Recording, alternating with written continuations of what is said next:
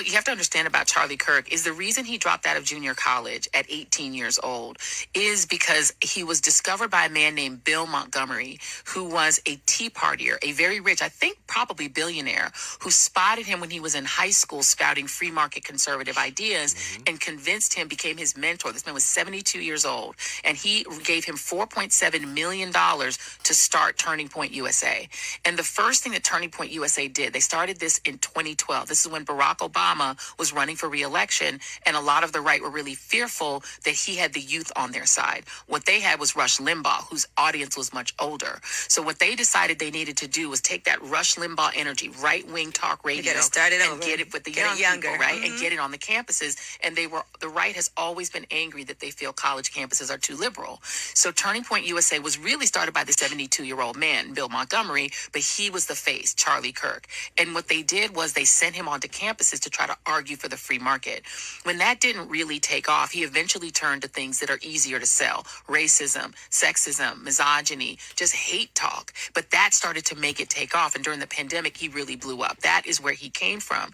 And so, one of the projects that Turning Point USA created that still exists to this day is what they called a campus watch list. And what that is a snitch list. They basically encourage people on college campuses who are conservative to report.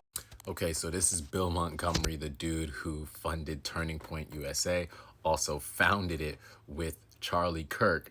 And this is what I try to tell you guys often. A lot of times in politics, especially in modern politics, things aren't going to look the way that they looked back in the day.